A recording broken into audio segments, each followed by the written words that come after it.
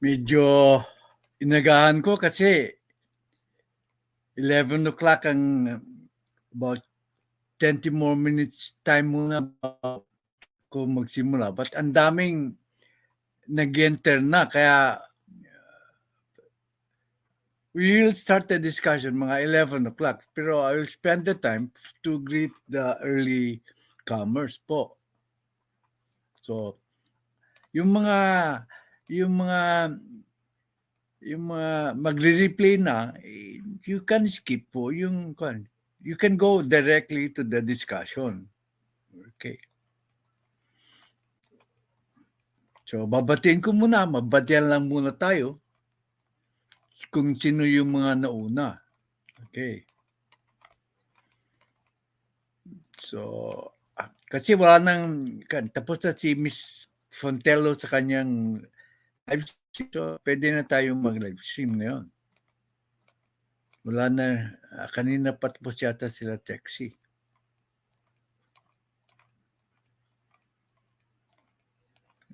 Haba. Okay.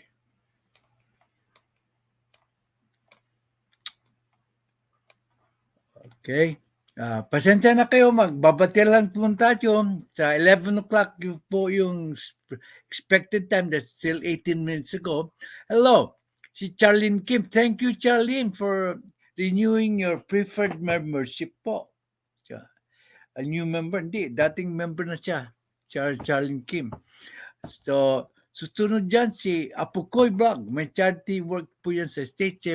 Utol kong si Makalining, si Ruel Lingam, si Atty. Mafe, si Atty. Mafe, si DK Vlogs, lahat dito po, pwede nyo dikitan po. Si Milagros TV, mga bago ito. Si Sablay Ruby, masarap magluto yun si Sablay. Si Sky 25, binabati ko thank you sa lahat, sabi ko. Thank you po sa lahat ng aking preferred and regular members. Sila, ang preferred members ko po ay sila Judy Basco, at ang kanyang ninja, Judy CB, si Charlene Kim, si DNL Opinions, namimiss ko si DNL Opinions, si JJ Ferns, si J. Dixon, maraming salamat po for being preferred members po. My regular members po ay si Riddler, siya ang una ko nakilala. Nakilala ko yan sa Washington, D.C. Pinagpunta kami doon sa Washington, D.C. Si Ryan Blackwell from Virginia. Si Trexie Villa 11. Si Lily Regasa. Si Lady Queen V. The Pet Lover. Si Lady Net. Si RN2 Set. Si Jose Magno. Si Virgilio Vijay Villanueva at si Maribel Zabala who nagpaalam po starting November 29 ay mayroon siyang gagawin na importante, so she will be absent most of the time. Thank you, Team Lintec and si ang ferry ko si Lintec, siya po ang nagpag-graduate sa akin na 1,000K kaagad. Maraming laki ang utang ko sa inyo, Ma'am Lintec. Kasi thank you po to my fellow SSTV family. Member po ako ng SSTV. And its founder, si Tessa Vargas. Napakagaling mag-comment pala ni Miss Tessa Vargas. She's fully politically aware. Nagbibigay na siya ng opinion sa collab namin ni Inaro Stories. Thank you po. Kanina, ang subscription ko po is 5,182. Ngayon yata, 5,183 na lang na.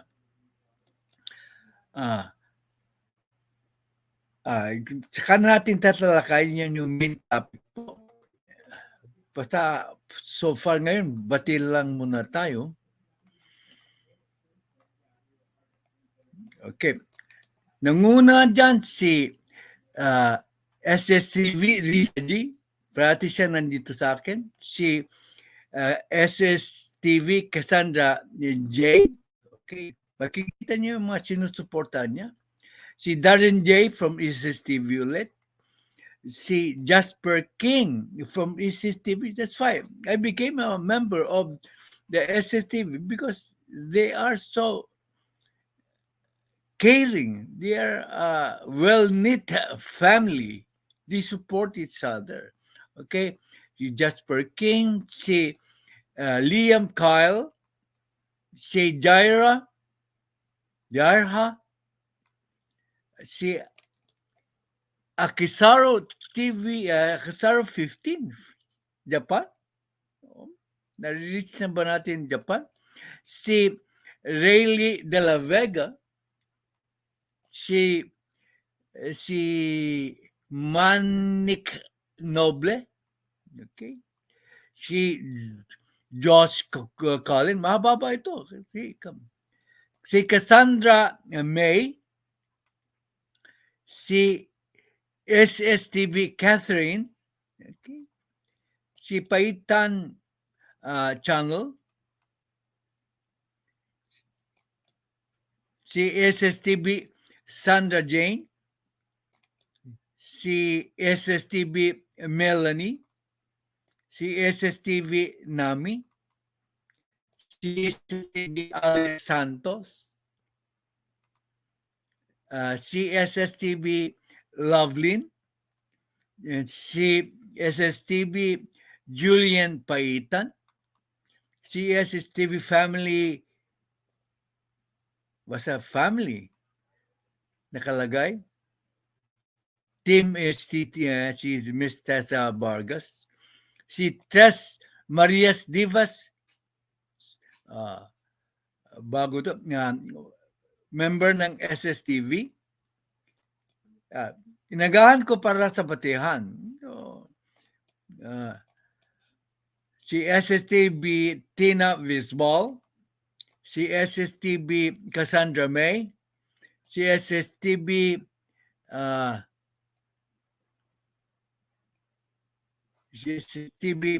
De La Vega,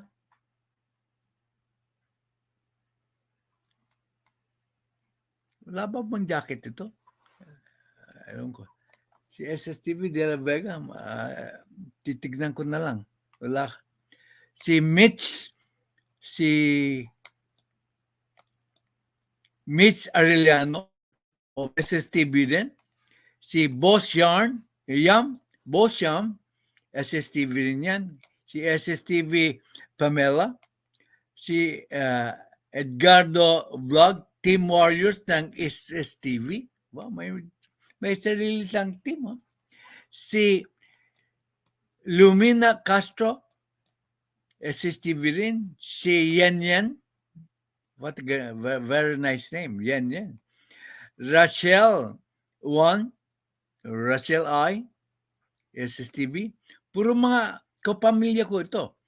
Si Marilyn Katakutan, si Justin Panganiban, binabati ko kayong lahat. Si SSTV Princess Nicole, si Riza Paitan, maraming Paitan dito.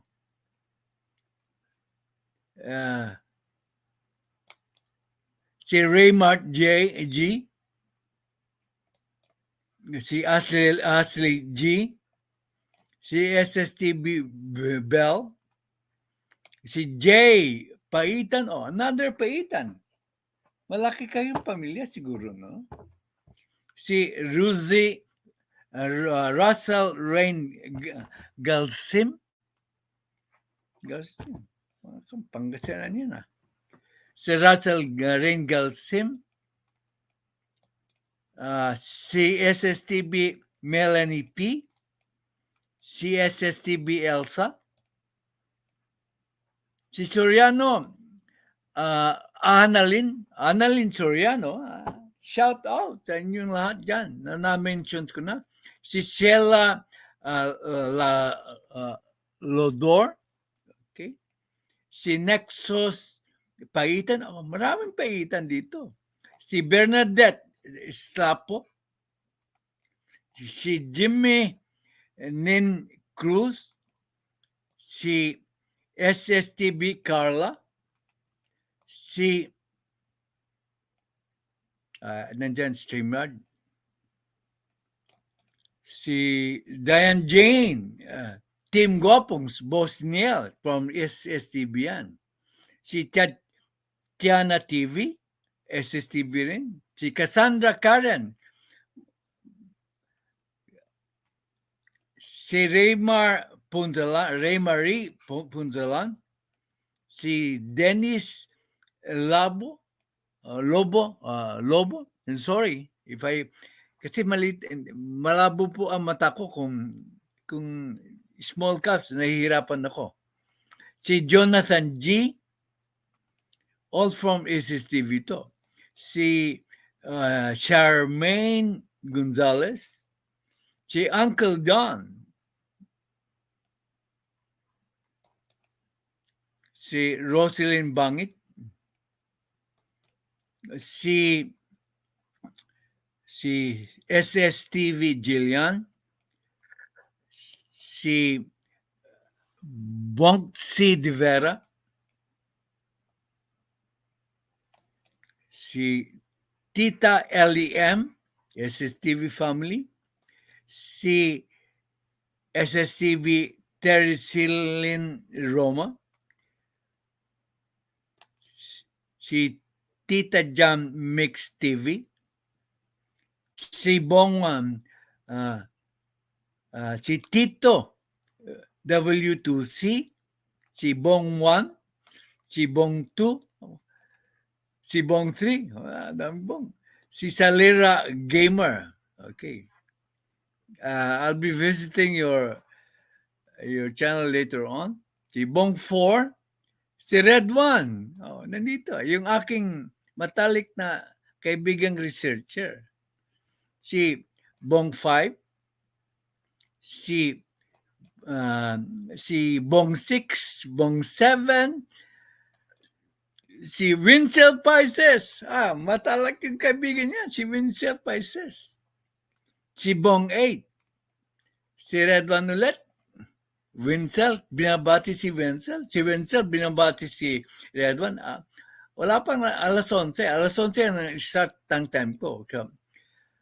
Si Kabise, official, thumbs-up, done. Tatay Jack, first vlog. 91 po, sending support po. That's so Black TV. Nasaan na kung nakikita. Say hi to him kung saan man siya naroon. Si Kabisi official, binabati si Red 1. Si Red 1, binabati si Kabisi, si Bong 9, bumbati sa inyong lahat. Si Kabisi official, binabati po si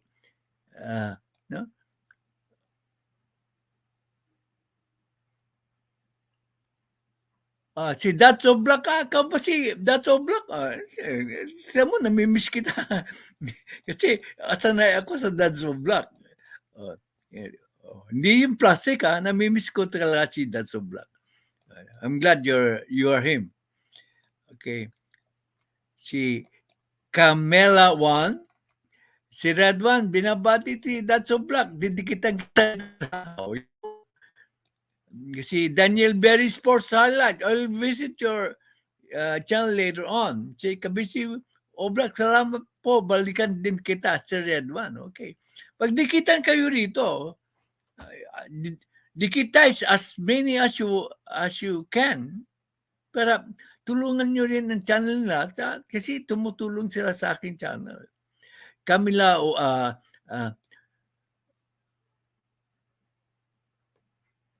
support muna po ako kay Tatay Jeff. So, thank you.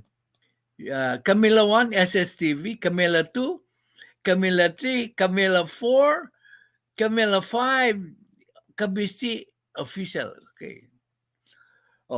Nabati ko ng lahat. Sana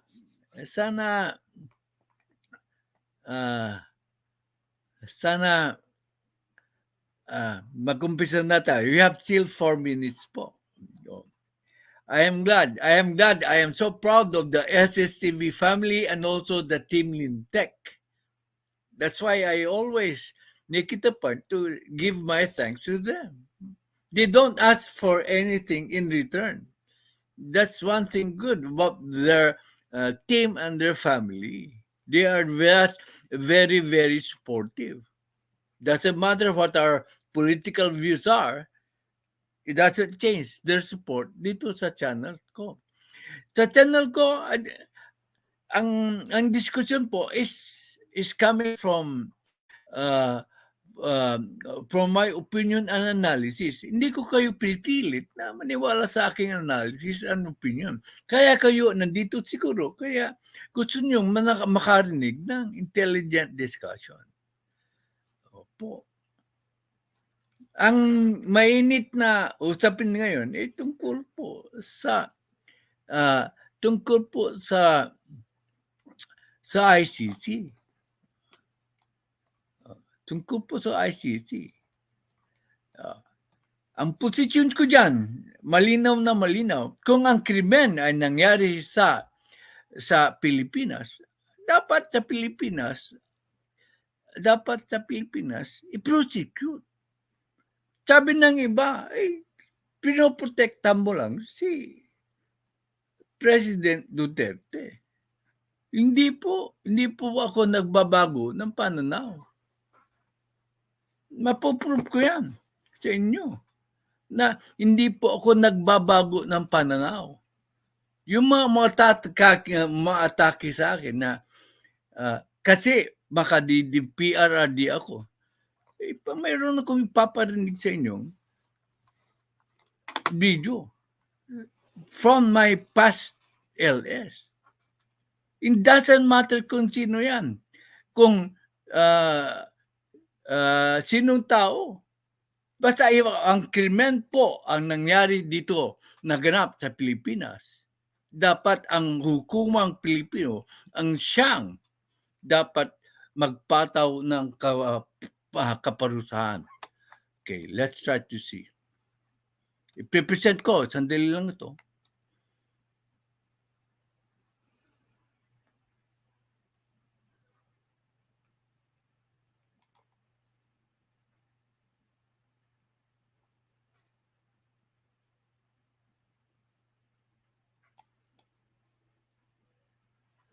Okay. Makinig kayo rito kung sino ang i-defend ko.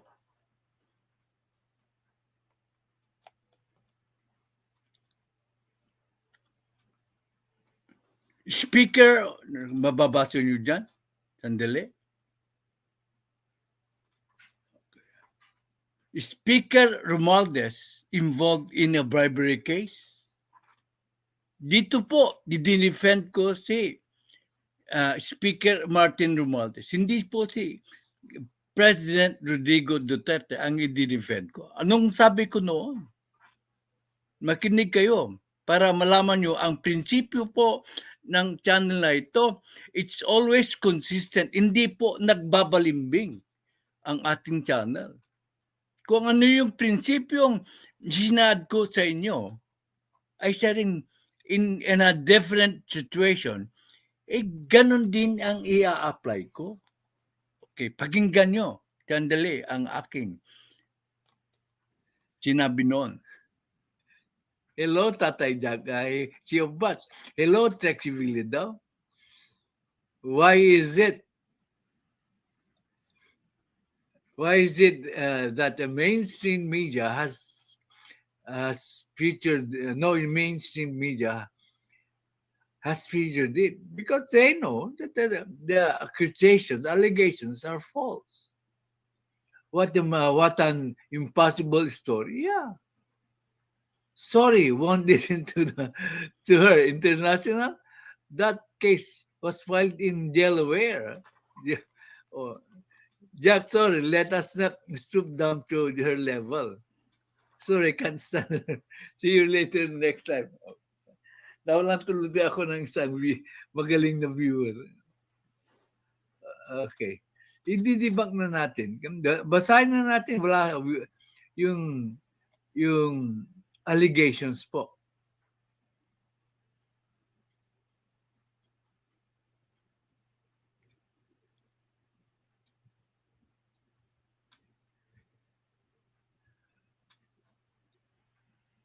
Only a few minutes lang to. Okay. Romualdez is in the center of a U.S. Bribery case over the Okada dispute. Reporting by Bravo Philippines 22 hours ago. It was so Nung long time ago. nireport po, siyempre, i-report po yun natin. I would like to say, I don't believe the allegation. Allegations pa lang. Allegations yan, No, complaint pa lang. At saka pinal po sa Delaware, hindi po pinal dito. If there is a crime committed po sa Pilipinas, dapat i-lodge yung crime. yung investigation, I mean. Oh. Ang krimen nangyari sa Pilipinas.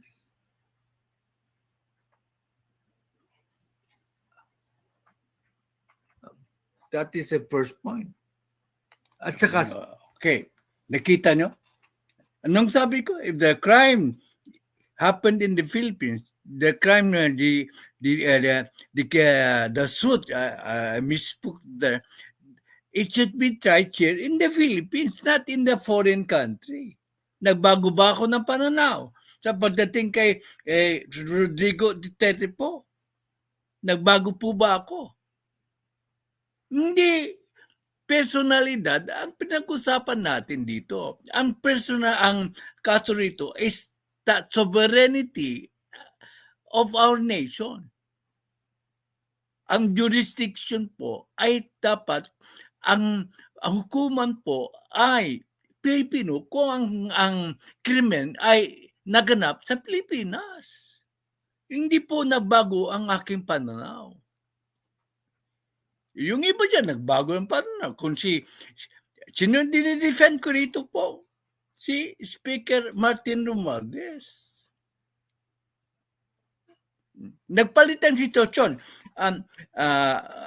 Si Rodrigo Duterte gustong paimbestigan si Rodrigo Duterte. Yung mga ayaw pag-imbestigahan si Speaker Romualdez, gusto ngayon imbestigahan. PPRD, nagpapalit nila na kanilang kuro-kuro at opinion dahil sa personality. Pero ang channel na ito ay hindi po magpapalit ng prinsipyo. Ang prinsipyo po ng channel na ito, if the crime was committed in the Philippines, it should be tried in the Philippines. Malinaw po ba yan na paliwanag po? Yung mga, sorry na po yung iba, hindi ko na mababati, batiin ko muna. Alson si pa lang nadagdag ko pa ng marami, ang dami.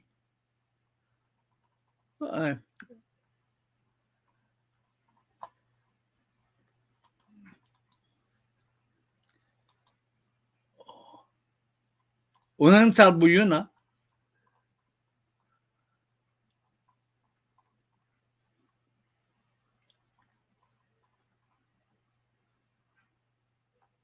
Okay. Nag-member for 3 months. Preferred membership si Charlie Kim. Steven Phillips Pisces nagbigay ng blessing na 60. Thank you, Winsel. Salamat. It's an addition to my income. Thank you very much. It's not the money, it's the fact that you appreciate this channel po. Winsel Pisces. Okay. Ulitin ko. So, unang salbo yan. So, makinig tayo rito sa susunod na pinadala po sa akin ng isang magaling na membro subscriber po natin, si Manang Carmen. So, nagpadala siya ng video, hinanap ko sa internet. Nahanap ko din naman. Tignan nyo ang pagtalakay ni Boying Remulla tungkol sa ICC. Hindi po na ako ang magsasabi. Ito po ang sabi ni Boying Remulla. Okay, tama na yun. Mahaba na yung kung yun.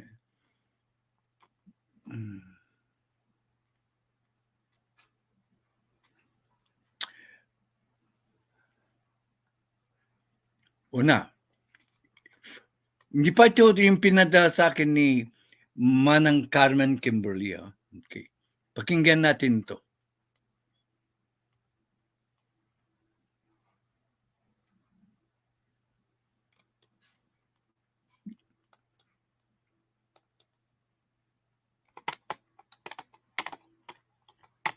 Dito sa channel ko, always with resibo. Tayo po ay very hospitable people. Kaya lang, pagka pakikialam lang gagawin nila, ay hindi po tayo papayag. Sapagkat Pag pakikialam na ang gagawin nila, hindi daw tayo papayag. Yan ang sabi ni Boying Remulla. may sarili po tayong sistema ng batas, may sarili tayong tradisyon, may sarili tayong kapulisan. Tama. May sarili tayong batas, may sarili tayong mga kapulisan. Yan din ang sinabi ng presidente. Makukulit itong mga reporters. Pinapalagay nila. Okay. May sarili tayong prosecution, meron tayong korte, na hindi nila pwedeng pakialaman o kaya baliman na ito. The Philippine government. Okay. First sabo yan ni Boying Remulla. Anong sinabi niya? Mayroon tayong sistema dito. Dapat wag silang nakialam. Okay. Hello, Trexie. Kumusta ka lang? Okay. Ulit. So, second sabo yan. Narinig niyo na ang sinabi ni Boying Remulla. Okay.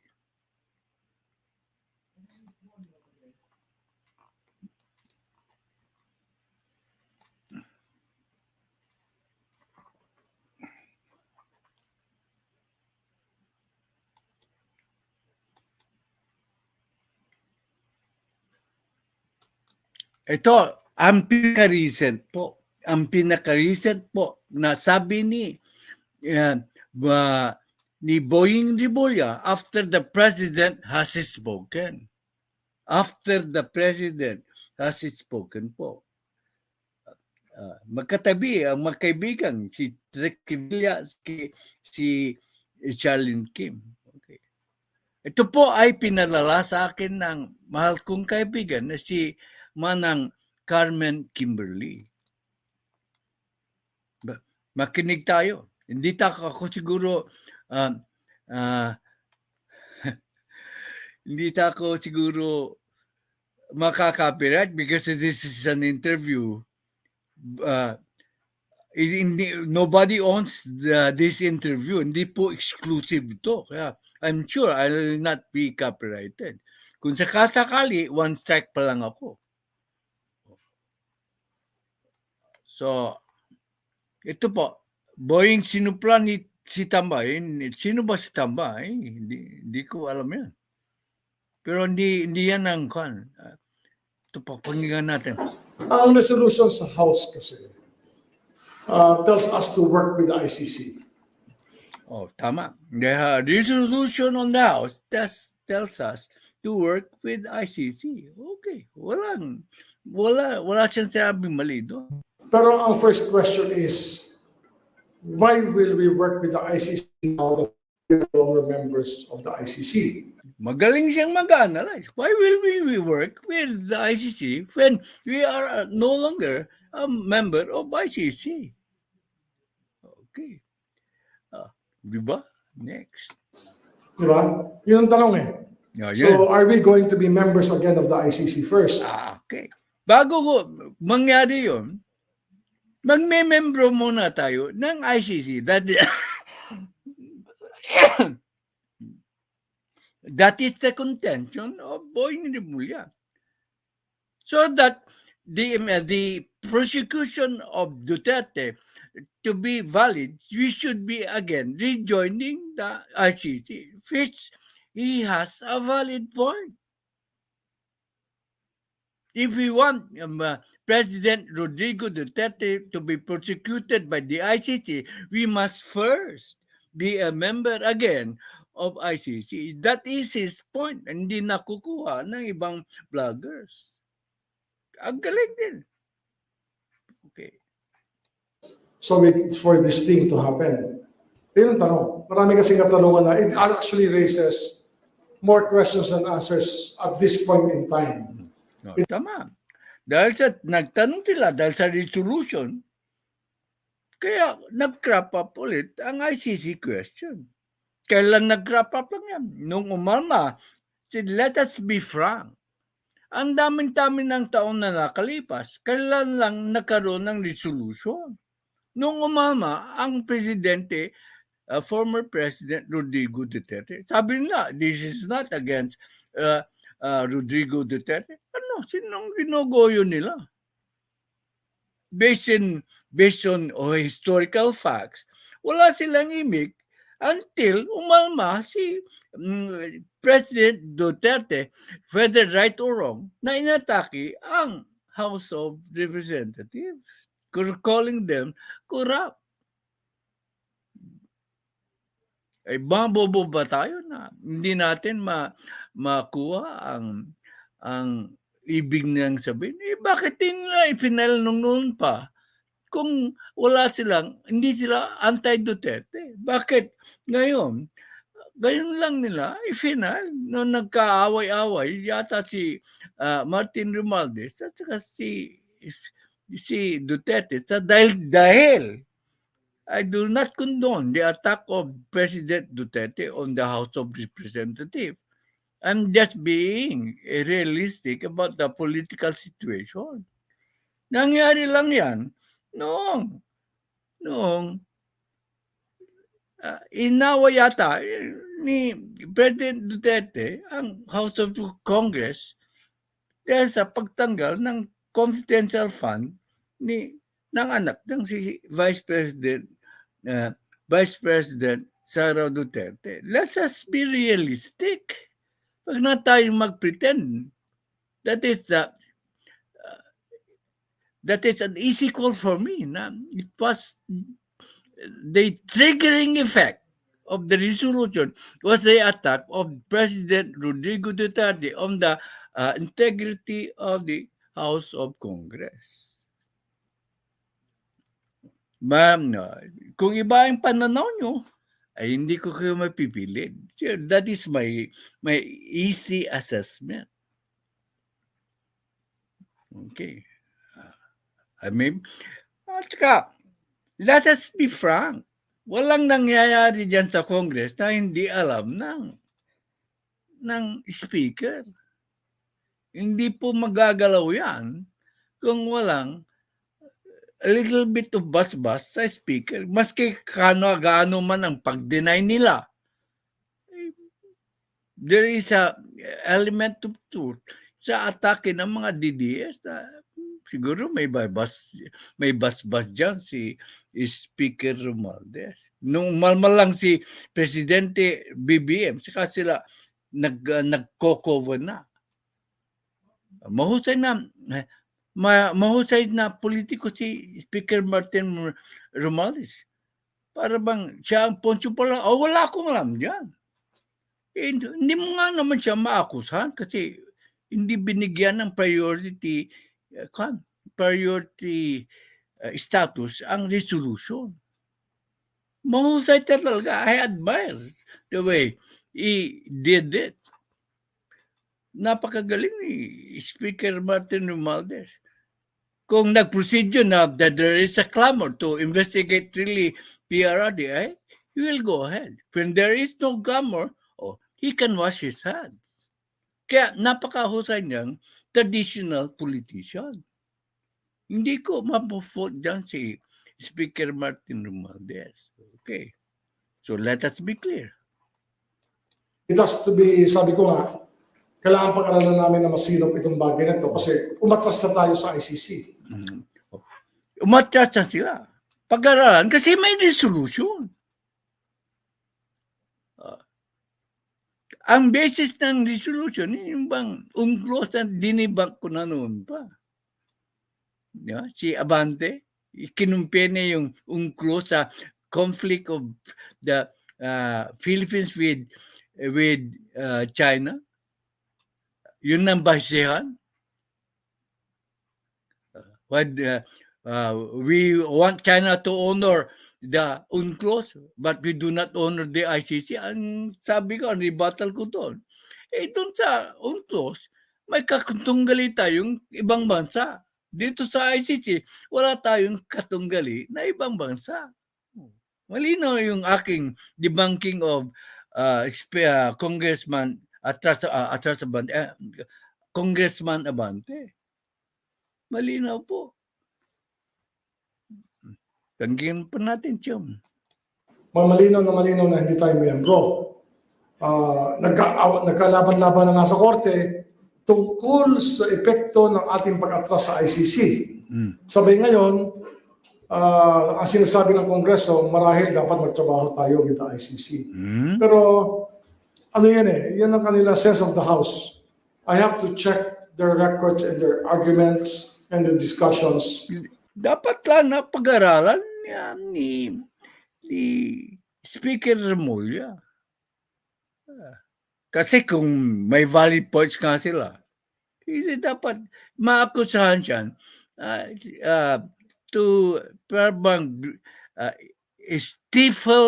stifle the voice of the Congress. Para bang pinipigilan niya magsalita ang Congress. Equal body po yan. Sabi nga ni Inaro, equal body. Legislative, judiciary, at saka executive. So, whatever is the resolution, they must study it. Simple analysis. To understand the real score inside Congress on this matter. Ayan. The real score inside the Congress. Mayroong real score sa Congress. Kung mahusay kang political analyst, para bang, ano ba ang score dyan talaga? Ano ba nangyayari sa Congress? Mabibigat yung binitawan ni Secretary Remulla na hindi alam i-analyze ng ibang political baggers. So, because doubt sa intention ng mga kongresista. What is the real score? Is the operative term? What is the real score? Okay.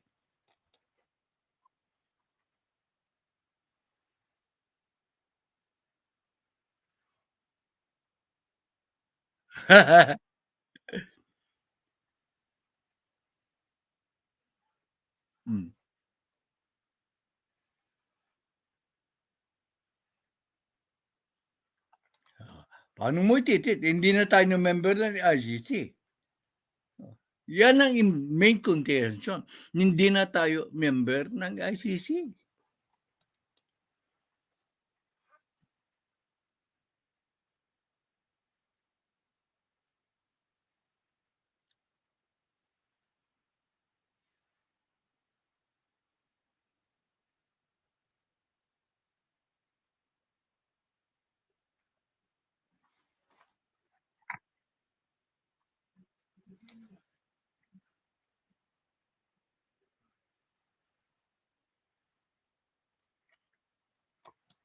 Makikita mo na the further trend is kasi si Dalepe is now covering up for Speaker Martin Romualdez. Sabi niya, walang imprimatur si Speaker Martin Romualdez sa House Resolution.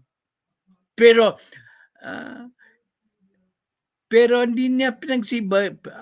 Sabi ko lang, walang imprimatur pero hindi niya pinagbawalan ng mga kongresista. You know, malaki ang influence ng speaker.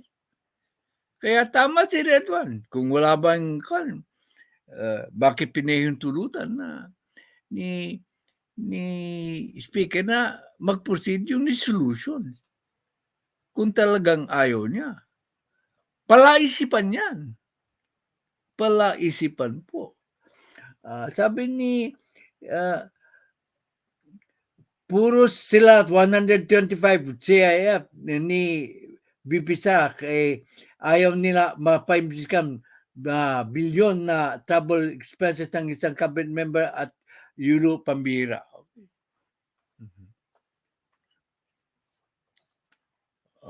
Sabi ni Redwan yan, hindi ko sabi yan. Okay.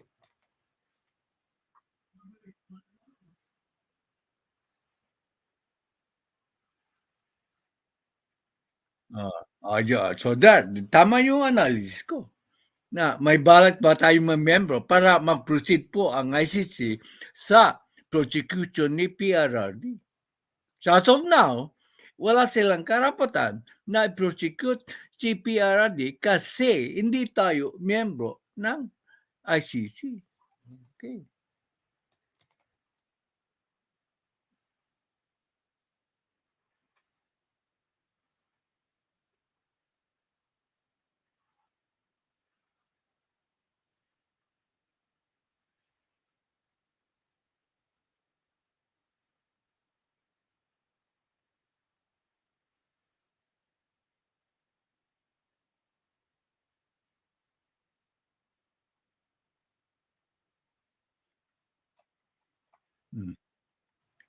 Foreign policy question. Who is the architect of the foreign policy? Ang Kongreso ba o ang Presidente? Simple lang.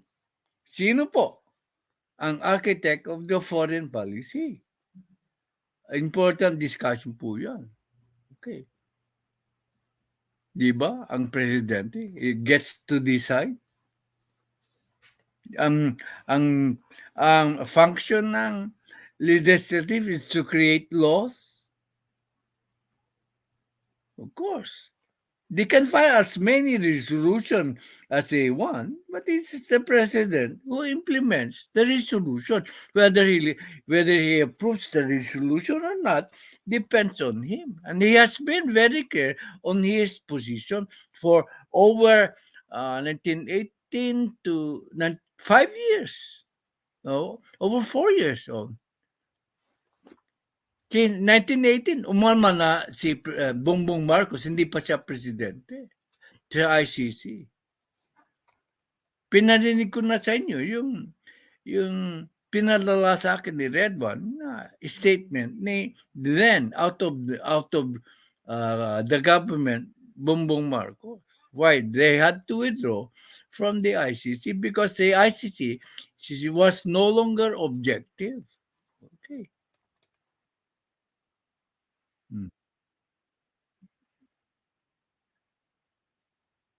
No.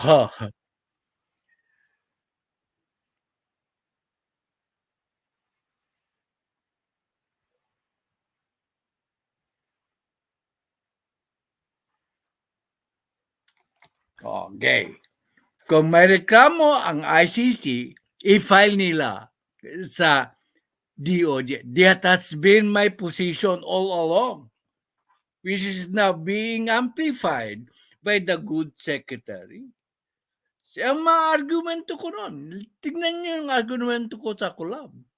Kung meron silang investigasyon, kasi wala na tayo sa ICC, ipasa nila sa Department of Justice.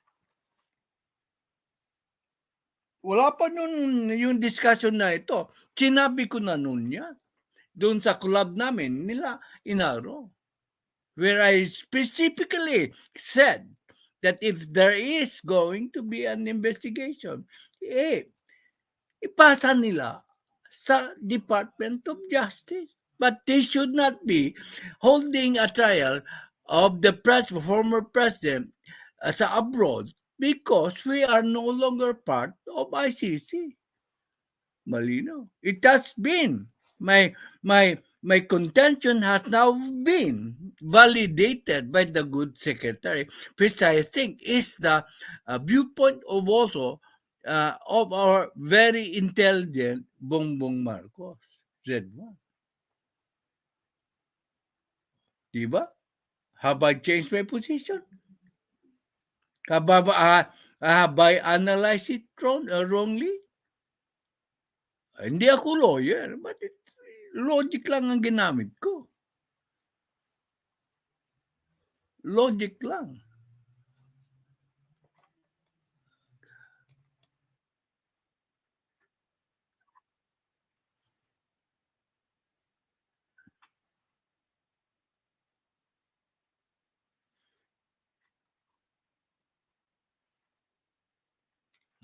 Di ba? Kanina, pinakita ko sa inyo na I defended po si Speaker Martin Romualdez na if the crime was committed in the Philippines, the kaso po ay dapat kasuhan dito sa Pilipinas. Bibigyan ko ng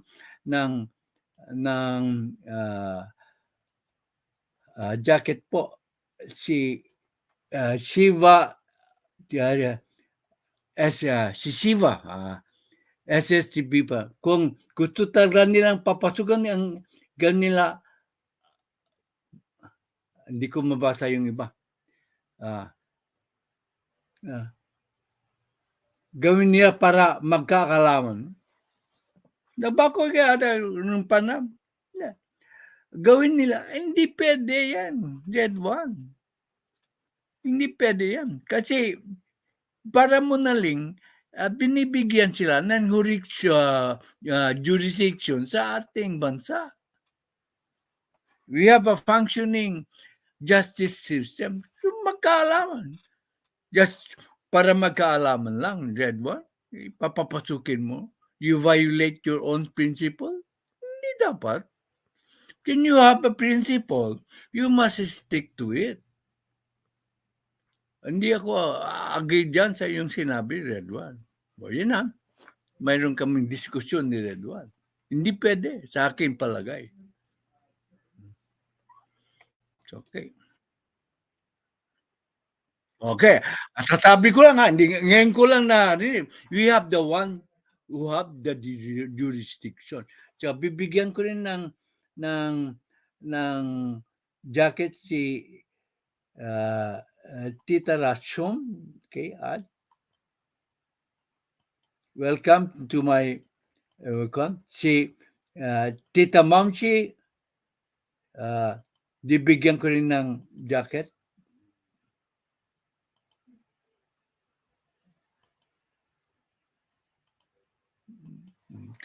Kasi sabi, ngayon ko lang talaga, promise to God, ngayon ko lang nakita itong interview. Pero all my contention po, sinasabi po ni Redwan. Hindi nila kayang gawin Redwan because they are not the implementing body sa Pilipinas. They can never do it. It's up to the president. We have three branches of the government. The one who makes the laws, one who interprets the laws, and one who implements the laws. So maski anong resolution, they cannot do it. It's the president who does it. Dapat yun din maintindihan mo, Red One. Okay. Hindi, wala yan sa kakulitan. They can file as many as 1 million resolutions. If the president does not act on it, wala silang magagawa. Okay. Si Tita Inday, bibigyan ko rin ng jacket. Thank you po. SSTV family. Si October nandito na. Okay.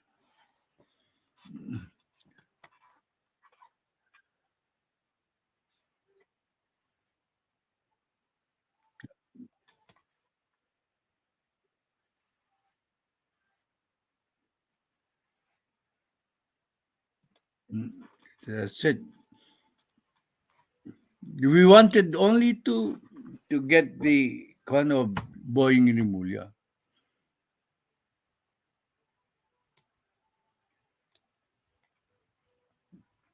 Ngayon, tignan natin ang cover po ni Tita Inday Access. Mayroon na.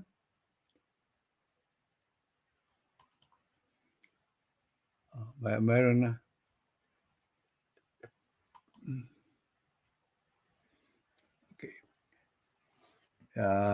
October go for here. Okay. Tignan natin ang cover po ni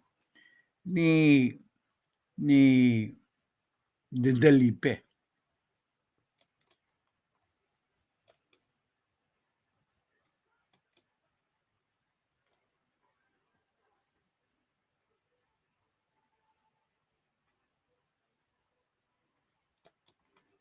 Okay.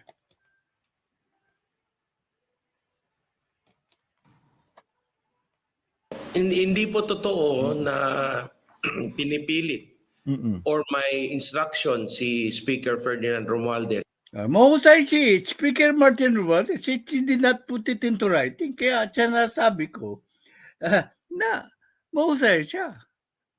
Hindi siya nagpahuli. Kasi kung binigyan niya ng imprimatur, yung remember, si Abante is a committee chairman.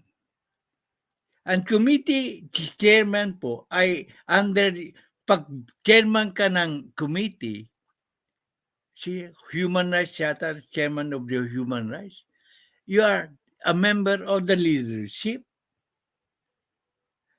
Yan ang nakikita ng tao. Kung chairman ka, before you file a resolution, you consult the speaker. Naisip-isip niyo ba yan? Kung chairman ka, dapat ay i-konsulta mo muna sa speaker. Okay. na i-priority yung House resolution. Kung i-priority po yan, dapat nagbigay siya ng approval for being it a priority measure. Pero wala pong pinirmahan na Ayan, sabi ko na ba, wala daw siyang pinirmahan. si Speaker Romualdez. Yung resolution naman, if you look at the resolution, it was not meant to be anti-Duterte. Yeah. Dinibag ko na yan. It only happened nung nagkaroon ng question about the confidential fund ni Sara Duterte. Hindi naman tayo dang bubulag-bulagan. Ginagawa tayong mga engot ng mga kongresistang ito. Hindi ba retaliation din yan? Para kunwari, tumahimik na sa kritisismo si President Rodrigo Duterte. Yun ang aking pananaw. Kung iba ang pananaw nyo, okay lang po. Okay lang po. Kung iba ang pananaw nyo, naman na kasi ng kongresista na gusto maghain ng resolution, we have to hear it. It was not meant to be anti-Duterte. Lahat na kasi ng kongresista na gusto maghain ng resolution, we have to hear it. It will pass. Tama siya dyan. We have to hear it. But there is the intention po. Anong reason why they have to file the resolution? When over so many years after he was gone, almost, they have not filed it. Only when there was a brouhaha about the confidential fund of Sara Duterte, Vice President Sara Duterte, did they proceed with this resolution? Hindi naman tayo siguro mga tanga. Ginagawa tayong kantong si Delipe. I showed you kanina na I did defend Speaker Martin Romualdez. I showed you a tape where I defended po si Speaker Martin Romualdez. So this is not in defense po of Speaker PRRD. This is being just consistent in the analysis.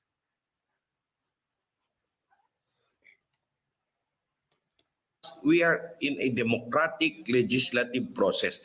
Okay, we have no question. They can file. That is their right. But what was the purpose of the resolution? What was the intent? We are not questioning the right of the congressman to file a resolution. Simple lang ang analysis naman ko. Congressman Dalipe, huwag mo naman kaming gagawing tanga. Ang nag-file po ay Chairman of Human Rights Commission. Pangit naman po pag may naghain ng resolusyon. May hinain na Ang resolusyon. problema nga dyan, Congressman Dali, bakit ipinail yung resolution? Ngayon lang. So, hindi kaso, yung may resolution na. That was what is important. Why did you only file it now? Of course, it's filed. It has to be heard. It has to be heard. It has to be, dapat pag-aralan ng Justice Secretary. Kasi mayroong i-final na resolution.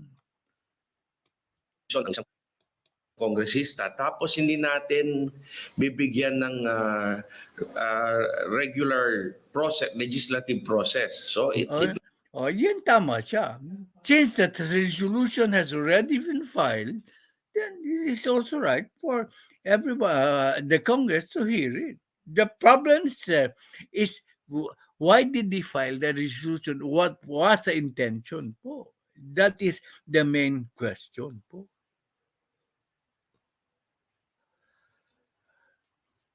Open book, yun ang hiningi namin. Bigla kanyong pinapasok ng IC dahil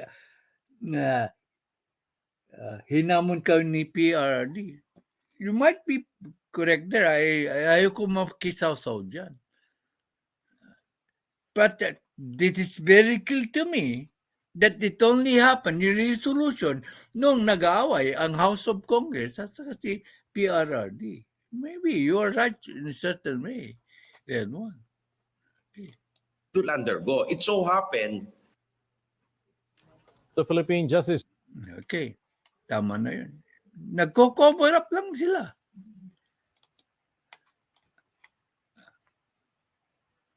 Ngayon, sabi ni Speaker, he has nothing to do with it. So therefore, it's dead on arrival yung House resolution. Kasi if the House resolution passes, anong ibig sabihin nun? Di may basbas si Speaker Martin Romualdez. Yo, nakaabot. Topic sa balikat. Sabi ni Stories. Ay ba? Oh. Yung mga argumento ko, lalong pinagtibay ni Justice Secretary Remulla. Sabi niya, if may investigasyon sila, since we are no longer a member of ICC, ipasa nila sa DOJ. Di ba yun ang argumento ko?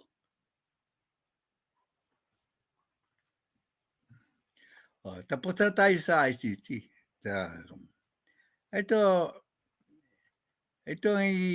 Dito po sa channel natin, kaninang umaga, diniscuss ko na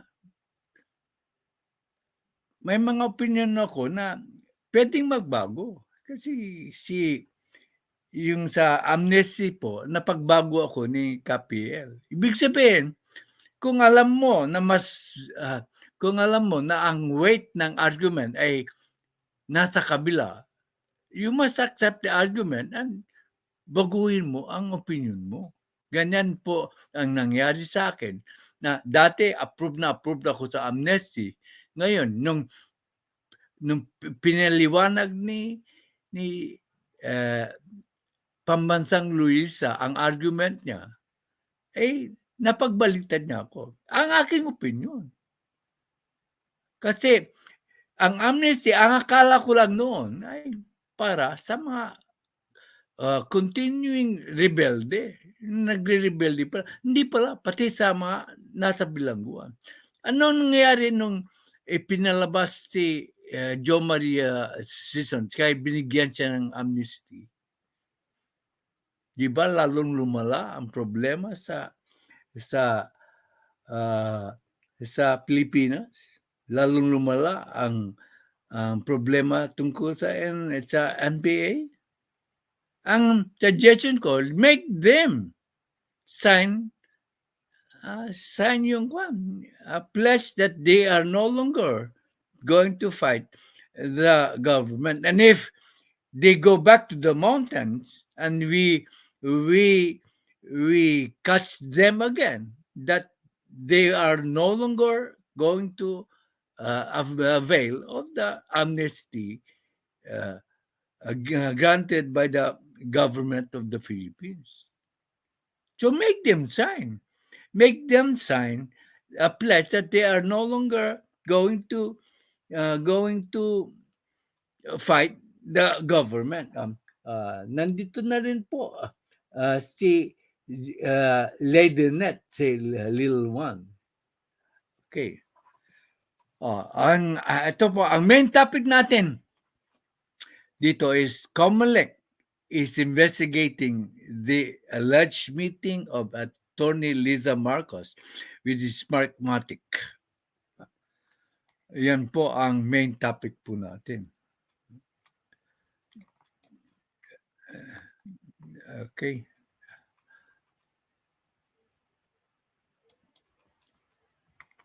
Let's go to the news story po.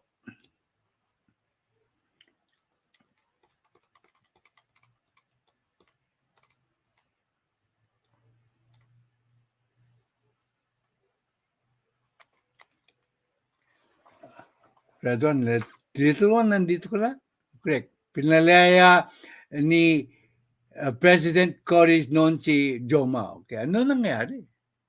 Kaya napagbago ako ng pananaw ni pambansang loyalista. Okay. Dito sa pananaw ko, kung nagkasalaman si First Lady, hindi pa siya First Lady, dahil sa allegedly, ako makamarcos ako. Kung nagkasala si First Lady now, dahil sa pakipagtagpo niya sa Smartmatic, kung anong desisyon ng korte, dapat sundin natin. Kung pero alleged pa lang eh. At saka, abogada si First Lady, hindi niya gagawin ng something na labag sa batas, sa palagay ko. Pero dapat imbestigahan. Ipinapalikan nila Pimentel. Ang theory ko, kung sakaling nakipag-meeting si First Lady, hindi pa siya First Lady, si Atty. Liza Marcos sa Smartmatic, takot siya na gagawin ng Smartmatic ang nangyari noong 2016. Whether they did it or not, hindi ko alam. Kaya, kinarify lang niya siguro. Winaningan niya ang Smartmatic na huwag gagawa ng anumang anomalya. Kasi, imposibleng sa pakikiusapan niya ang Smartmatic na dayain ng elections kung lahat ng survey ay ahit na kanyang asawa. It's also an improbable story yung kay Glenn Chong na nandaya daw si Liza Marcos sa election. Kung sakasakal lang nag-meeting po, ay dahil sa winaningan niya yung Smartmatic na wag kayong mandaya o malilintikan kayo sa akin. Yun ang aking analysis. Pero, kung labag sa batas yung ginawa niya, very clear ang stand ko rito, makamarcos ako. Pero kung labas sa batas ang ginawa niya, in meeting po with the Smartmatic, allegedly, then, she should suffer the consequence. Malinaw po. Malinaw po ang aking stand. Pero allegedly.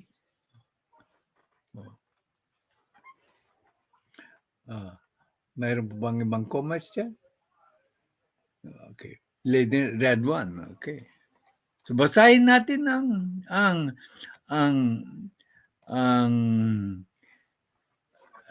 ang balita. Comelec, Smartmatic meeting with the candidate and team in 2022. Christina Chi, Philstar, November 20. Ngayon ko lang nakita ito. Hindi dapat doon pa. Diniscuss ko sa inyo. Nakita ko ito kasi it's important. It affects the nation. Okay, again, I will not cover up for Liza Marcos if ever she did something wrong. Okay. The Commission on Elections is currently investigating the allegations pa lang, that the president of Smartmatic and met with allies of a presidential candidate during the campaign season of the 2022 national election, a breach of electoral rules. I do not know if it's a breach of electoral rules. Kasi they should know that if they meet with Smartmatic and it is forbidden by the electoral rules, then they are violating the rule and they should suffer po yung consequence. No ifs or buts. Simple lang. Love of country takes precedence over loyalty to a politician. That is the basic principle of this channel. Loyal tayo doon sa mga Marcos. And Liza Araneta Marcos is a Marcos now. Pero dapat ang protektahan natin is the integrity of our country. Kasi if we allow Liza Marcos to get away, allegedly, with what she did, then banana republic tayo. Palagay nyo ba, magbabiolate si Liza Marcos ng magaling na abogado?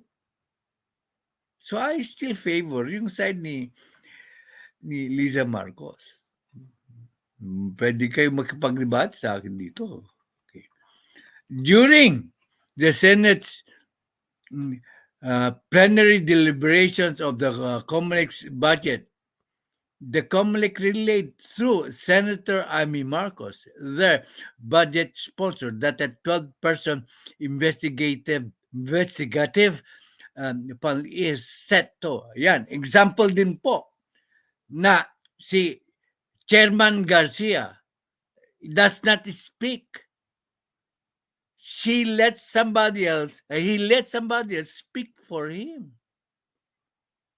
Why do I say this? Kasi yung umatake kay BP Sara, why doesn't he speak? Why doesn't she speak? She let somebody speak for him. Bobo ba si Speaker, si Chairman Garcia? Bobo ba? Why does he let Sen Amy speak? Di ba? Yung mga argumento ng mga anti-Duterte vloggers, ay, shut again. This is a perfect example.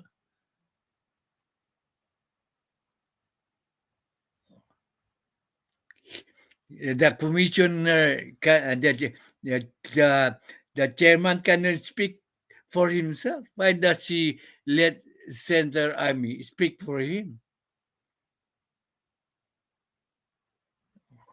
Okay. So shut down na naman yung argumento nyo. Oy, walang alam si BP Sara kasi inaaya niyan yung spokesman to speak for him, for her. Yung babaw naman. O, di ba? Ay, nako. Observation lang po yun, no? Karapatan nilang mag-question ng intelligence ni BP Sara. Pero, ang babaw ang rason ng paghusga sa intelligence po ni BP Sara. Lawyer si BP Sara.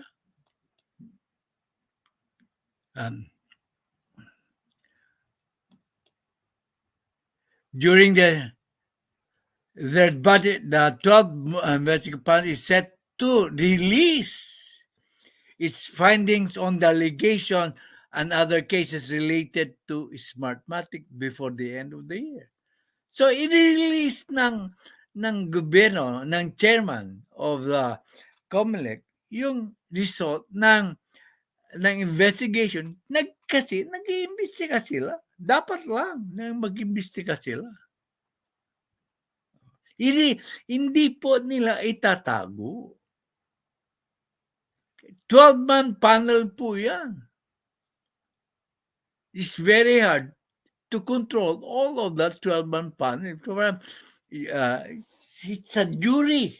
It's a state jury. Pag 12 wise men and women.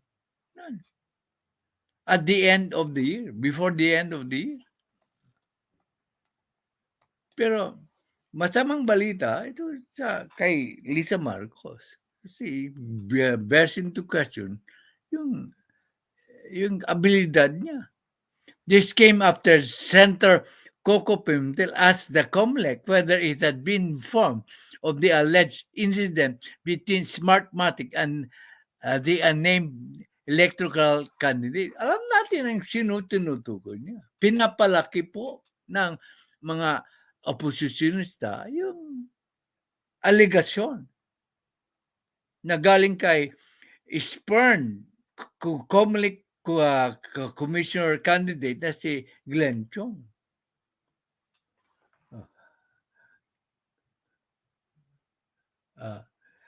Kung alam pala ni Epilam na lamang si PBM nang sabay noon, no need na siguro na paningan ang Smartmatic, di ba?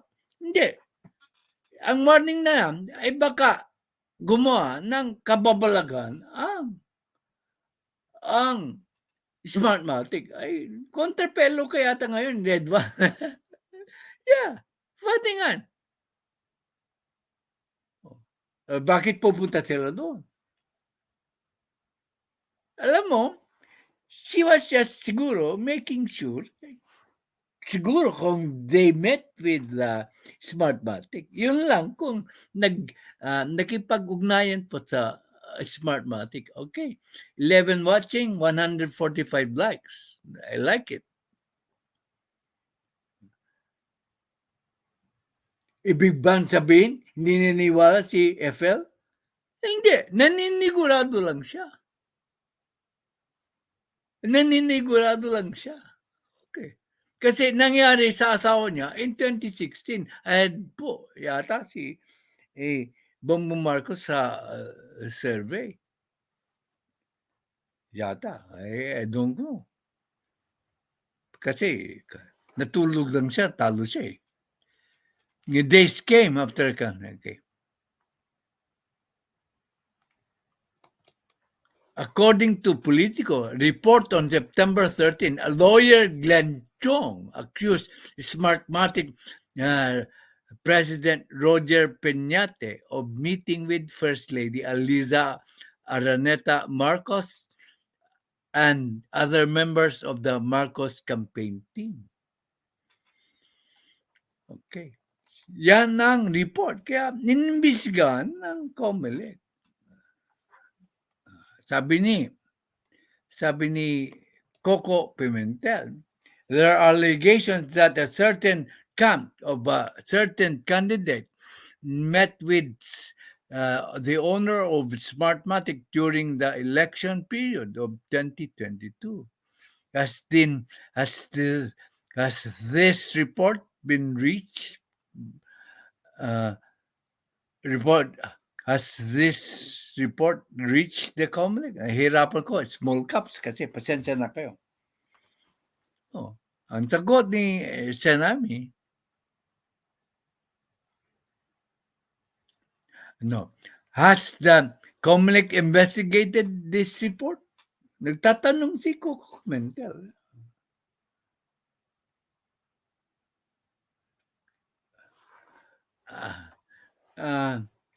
May kaso po ba na sinampa laban kay FL? Wala pa yata. Depende siguro, Inaro, kung anong resulta ng investigasyon. Saka nagkakakaso. Hindi, sabi natin, hindi tayo maalam sa batas. Kaya, let justice take its course. Huwag tayong maghusga on innocence or guilt of a person. Ang akin, kung guilty siya, she must suffer the consequence. Para hindi tayo maging banana republic. Matibay ang aking resolve dyan. Hindi mababago yan. Sana wag naman. Marcos said, who was speaking for Comelec. Hindi si chairman ang sumasagot. Ang sumagot po ay si Amy Marcos.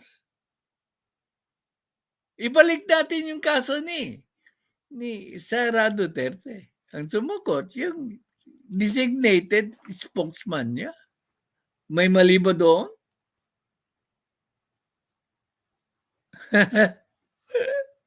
Yung mga argumento ng mga kabila, nagalit po. Galit sa mga Duterte, ay again, shut down by this sudden turn of events. Hindi porke hindi nagsasalita yung tao, hindi na siya matalino. Hindi ba matalino si Comelec chairman?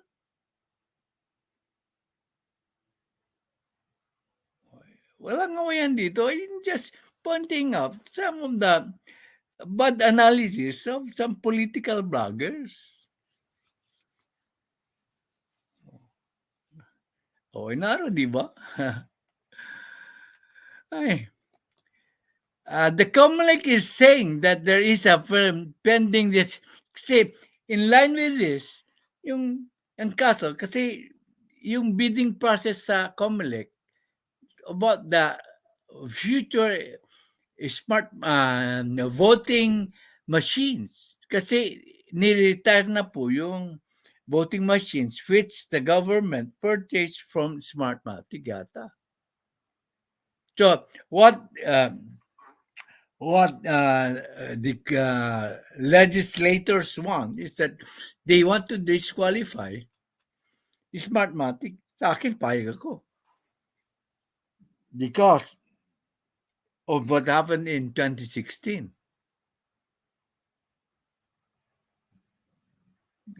It can be again argued that baka maulit-ulit. So, payag ako. But then, they go through a process. Respetuhan din natin ang process. The Comelec is saying that there is a pending disqualification case against Smartmatic from the bidding in any Comelec exercise. And they're keen to investigate the allegations during that. Yun ang sagot ni. Sabi niya, ang sabi po ng Comelec, she is speaking for Comelec na pending po ang disqualification case against Smartmatic. Okay. Hindi po ang chairman ang nagsalita. Si Sen Amy ang nagsalita para sa Comelec chairman. Bobo ba si Comelec chairman? Hindi siya marunong sumagot ng question.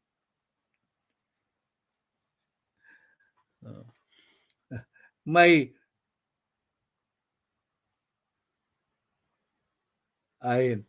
sinampa pa palang 15-page complaint affidavit si Atty. Chong sa Comelec and tanong, nasaan na po kaya? Ito, inimbestigahan nga. Inaro. Pero no case sa korte. Hindi ako maalam sa batas eh. Pwede mali ang sagot ko rito sa'yo, pero hindi pa, complaint pa lang. Iniimbestigahan pa. And then, kung there is a prima facie evidence, then that is the time na there will be a case filed. And Liza Marcos will have to prove her innocence. Or, no. The prosecution will have to prove her guilt. Liza Marcos doesn't have to prove her innocence. It is the court, the prosecutors, who should present an incontrovertible evidence that will prove that Liza Marcos is guilty. Oh. Doon po sa badab nabanggit yung secret meeting pro ang prayer ni Atty. ay doing away lang of the Smartmatic. So walang specific na reklamo kay FL. Ay, hindi ko po alam yan. Ninaro, told you. I cannot make a comment sa something that I do not know. I am just making a general assumption. Ang assumptions ko, kung nagkamali si Liza, dapat parusahan. Walang no ifs or buts.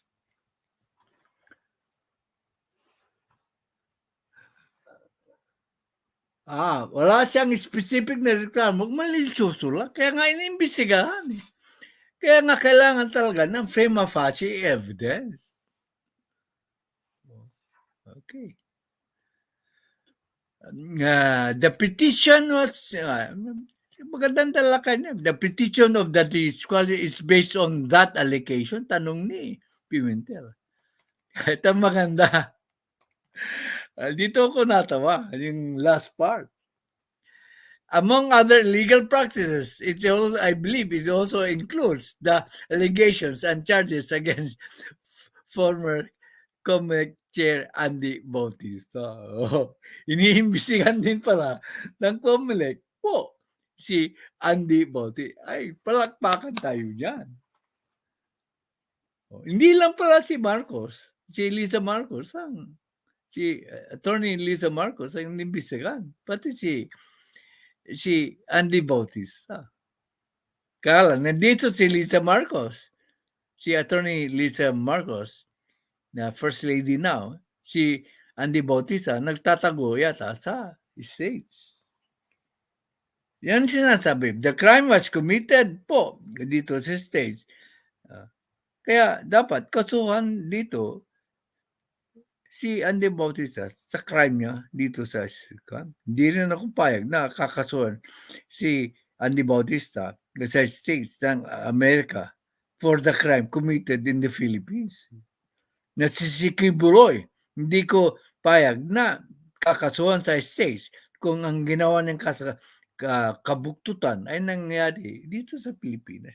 If the crime is committed here, let the court justice system natin ang mag-prevail, not any foreign country.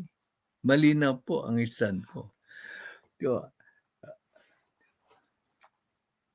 Ang problema, hindi, they will submit po yung funding sila before the end of the year.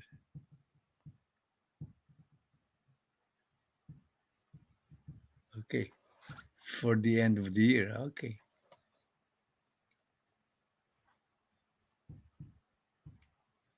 The president's sister, the result of the Comelec investigation led by will be yan, no?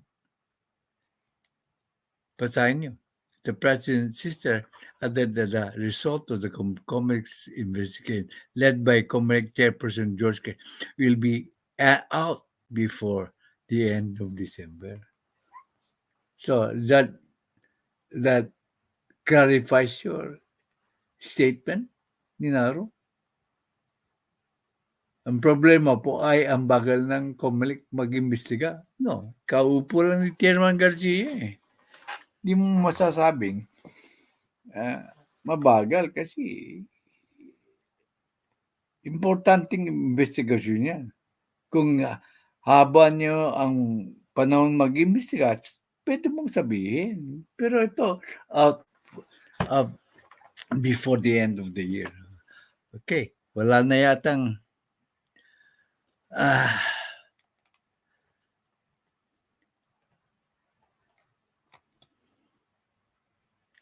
the investigation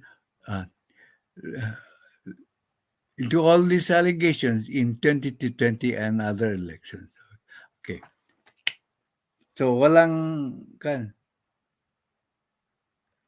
akong mabibigay na medalya because I don't find any argument worth commenting po. So sometimes I give, sometimes I don't. Okay. So